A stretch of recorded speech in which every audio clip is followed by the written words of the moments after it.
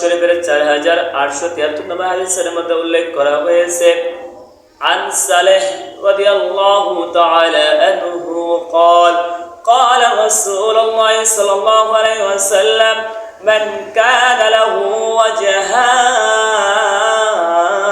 في الدنيا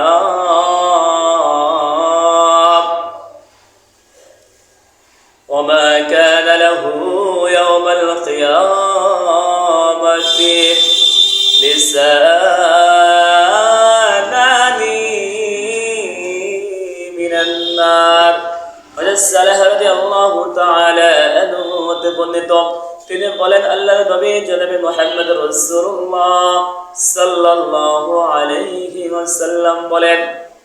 দুনিয়ার মধ্যে মানুষের জবান হবে দুইটা, তাদের মুখ হবে দুইটা। কাল কিয়ামতের ময়দানে তাদেরকে আগুনের জিহ্বা হবে দুইটা। তার মানে এই হাদিস থেকে আমরা বুঝতে পারি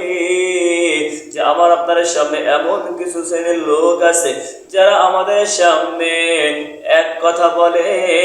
আর আমাদের পিছন থেকে যে আরেকটা কথা বলে। এই হলো দুই শ্রেণীর লোক, তাদের দুইটা মুখ হবে। বুখারী ও মুসলিম শরীফ ও মিশকাত শরীফের 4638 নম্বর হাদিসের মধ্যে উল্লেখ করা হয়েছে عن سعيد بن زيد رضي الله تعالى عنه قال قال رسول الله صلى الله عليه وسلم من أخذ شبرا من الأرض ظلما فإنه يتطواه يوم القيامة من 7 أراضين وجساد ابن زيد رضي الله تعالى عنه বর্ণিত তিনি বলেন যে আমাদের নবী বিশ্ব নবী জনাবে মুহাম্মদ রাসূলুল্লাহ সাল্লাল্লাহু আলাইহি ওয়াসাল্লাম বলেন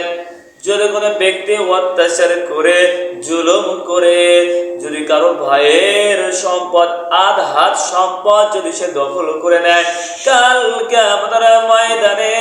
আল্লাহ রাব্বুল আলামিন তাকে এরকম 7 জমিন তার কাঁধের উপর চাপিয়ে দেওয়া